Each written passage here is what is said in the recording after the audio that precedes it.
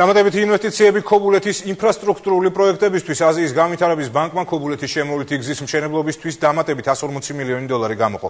მაგისტრალზე ასფალტ-ბეტონის საფარი დაიგება, აშენდება ხიდები, რომლის გასწვრივ შესაბამისი ინფრასტრუქტურაც მოეწყობა. ქობულეთის შემოვლითი გზა ნატანებთან იწყება, ოცამდე სოფელს გაივლის და მახინჯაურში დასრულდება.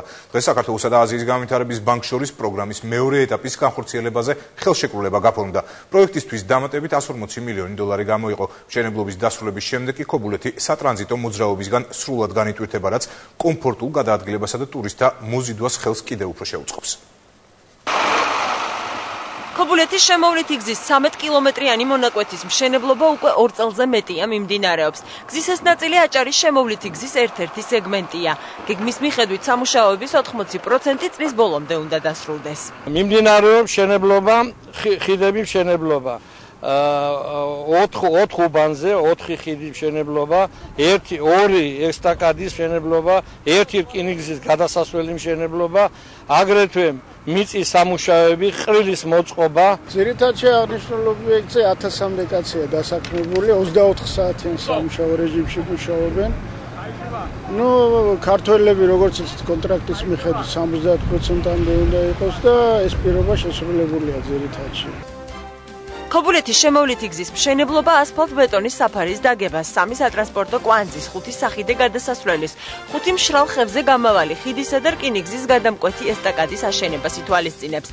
პროექტის მიხედვით ასევე მოეწყობა ხელოვნური ნაგებობების, საყრდენი კედლები, სანიაღვრე სისტემები და შესაბამისი ინფრასტრუქტურაც.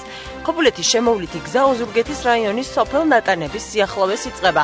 20-მდე სოფელს გაივლის და მახინჯაურში დასრულდება. მშენებლობას კოორდინირებას რეგიონული განვითარებისა და ინფრასტრუქტურის სამინისტრო უწევს.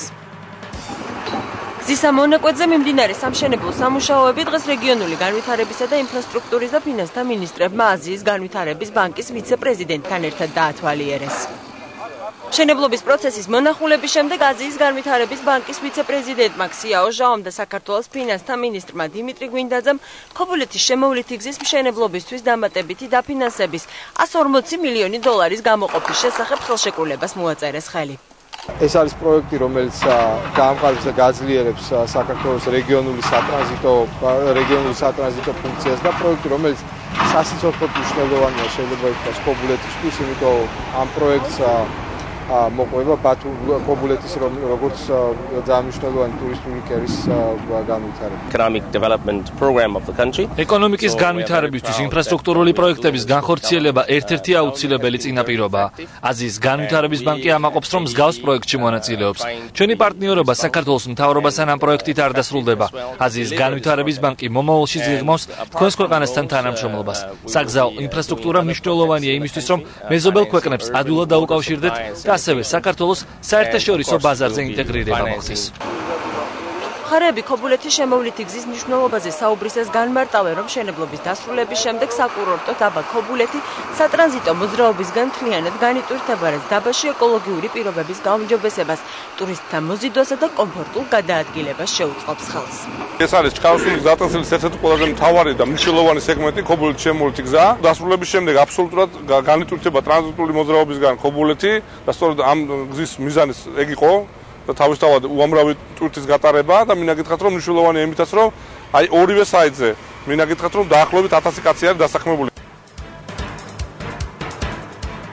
დღეს გაფორმებული ხელშეკრულება ქობულეთის შემოვლითი გზის მშენებლობის მეორე ეტაპია.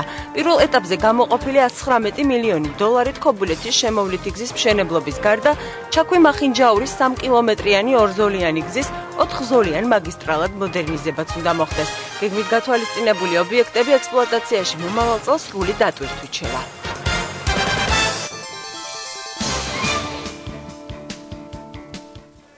მოსწავლე გამომგონებელთა კონკურსი ლეონარდო და ვინჩი დაიწყო, მსურველებს რეგისტრაციის გავლა